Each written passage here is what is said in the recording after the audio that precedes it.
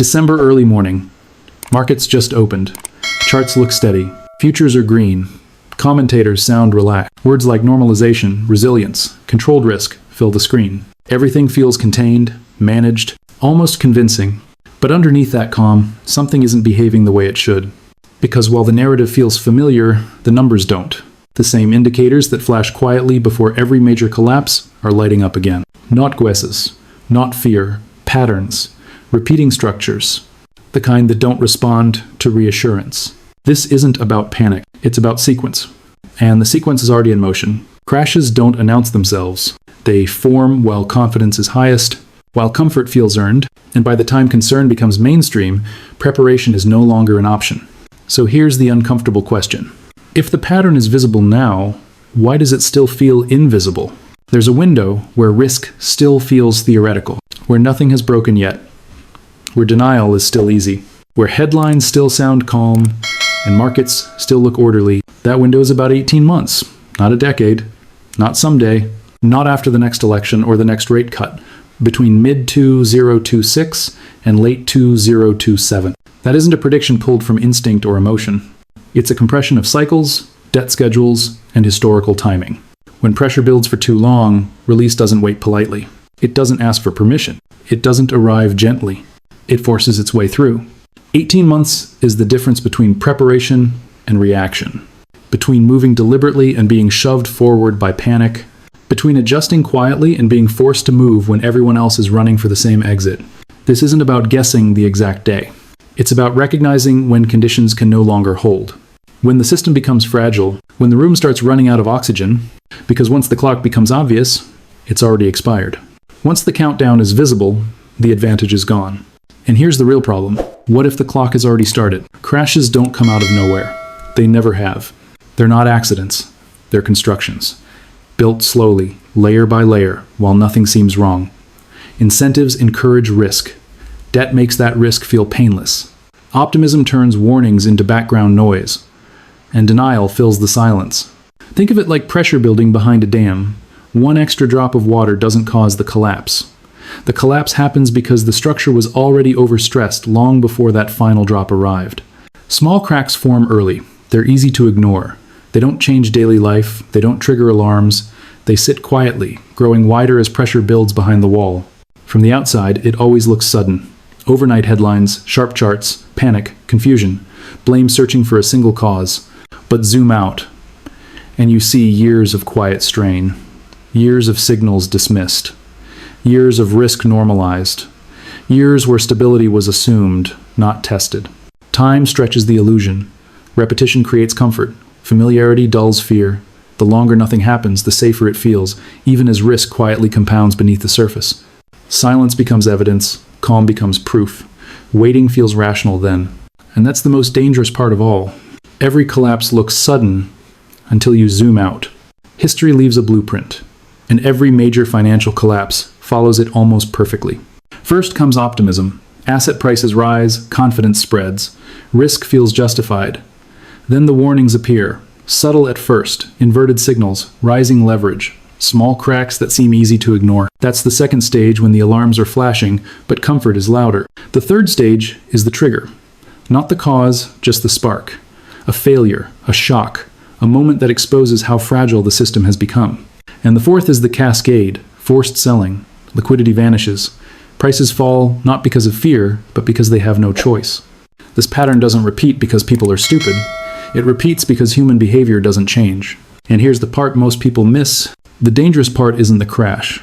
It's the stage before it. In the late 1920 seconds, confidence wasn't just common, it was universal. The stock market was soaring. New technologies were transforming daily life. Radios, automobiles, electricity, productivity was exploding. Wealth felt inevitable. People didn't just invest, they borrowed to invest. Margin debt climbed as ordinary citizens became convinced that prices could only move one way. Warning signs were there.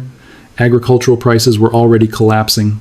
Debt was rising faster than income. Credit was tightening quietly in the background. But none of that mattered, because optimism was louder than arithmetic. Leading economists went on record saying the market had reached a permanently high plateau. Then, in October 1929, the illusion shattered. In days, fortunes evaporated. In months, livelihoods vanished. In years, an entire generation learned that certainty is most convincing right before it breaks. The experts were confident right up to the edge. By the late 1990 seconds, the story had changed, but the belief was identical. This time, it was the internet. A technology so powerful that it convinced investors the old rules no longer applied. Profit didn't matter. Cash flow didn't matter. What mattered was potential. Eyeballs. Clicks. Growth at any cost. Companies with no earnings were valued higher than companies that had survived for decades. Stock prices detached from reality, floating on narrative alone, and anyone who questioned the math was labeled outdated, too conservative, stuck in the past. This time is different wasn't a warning, it was a slogan. Then, in early 2000, belief met gravity. Prices fell. Confidence cracked. Capital fled. Within 2 years, trillions in value were gone, and an entire generation learned the same lesson again. Because innovation can change the world, but it doesn't cancel arithmetic. What happens when belief replaces value? In the early 2000s, risk didn't disappear, it just changed clothes. Instead of tech stocks, the promise was housing. Real estate only went up. Everyone said it. Banks said it. Borrowers believed it. And leverage made it irresistible. Loans required no proof of income, no assets, no buffer for mistakes. But the risk didn't vanish. It was passed along, sliced apart, repackaged, and sold. Banks didn't hold the danger. They distributed it. Models said it was safe. Ratings said it was sound. Regulators trusted the math they barely understood. One small crack was all it took. When housing prices stopped rising, the entire structure unraveled. Defaults spread, credit froze, institutions collapsed under losses that had been invisible just months earlier. What started as contained became global. And when it was over, the system survived but scarred, which leaves a question still hanging in the air. What if the system never actually healed? Look closely, and the details blur. The decades change, the technologies change, the names change, but the structure stays the same. In every case, prices rose faster than reality. Debt expanded quietly beneath the surface. Warnings appeared early, then more clearly, then unmistakably. And each time, they were dismissed for the same reason. Believing them would have required discomfort. Optimism drowned out caution. Experts explained away risk. Investors trusted the story they wanted to hear. And when the break finally came, it felt sudden only because everyone had trained themselves not to look. This pattern has never failed. Not once. Not because history is cruel, but because behavior is predictable. Which brings us to the only question that matters now. So, where are we in the pattern today? Today's market is larger than ever, older than ever, and more stretched than it appears. The scale alone is unprecedented. Asset prices have grown far faster than the real economy beneath them. This expansion didn't just recover from the last crisis, it kept going, year after year, past the point where cycles usually end, past the point where risk normally resets. But age doesn't kill markets. Conditions do. And the longer an expansion lasts, the more fragile it becomes. Not because time runs out, but because pressure accumulates. Small imbalances that would normally correct early are allowed to grow. Incentives reward risk-taking. Caution gets punished. Stability becomes an assumption. From the outside, everything looks strong. From the inside, the structure is overstressed. And that leads to a dangerous thought. What if this cycle didn't end? What if it simply overstayed? Prices don't have to be wrong forever to be dangerous. They only have to be wrong for long enough. Today, stocks are priced as if everything goes right. Growth without interruption, profits without pressure, stability without shocks. It's like paying luxury prices for a house, assuming it will never need repairs. Not because it's perfect, but because no one wants to imagine the alternative. When prices drift far above what the real economy can support, they don't need a disaster to fall. They only need gravity. A slow pull back toward average, toward normal. That's the part most people miss. Crashes aren't always caused by bad news. Sometimes they're caused by the absence of good news. Because gravity doesn't need a reason. And it doesn't need bad news to pull things back down. Beneath prices, beneath headlines, there's a quieter force doing most of the damage. Debt, not one kind of debt. All of it. Corporate, consumer, government. Layered on top of each other like floors in a building that was never designed to be this tall. For years, cheap money made that weight feel harmless, interest rates were low, payments were manageable, risk felt distant. But debt has a clock. Much of what was borrowed during the era of easy money now has to be rolled over at much higher rates. What once cost a little to service now costs multiples more, And that extra expense doesn't come from nowhere. It comes straight out of earnings, out of cash flow, out of stability. Nothing breaks immediately. At first, margins shrink. Then guidance gets cut. Then layoffs begin quietly. And by the time it shows up in the headlines, the damage is already done.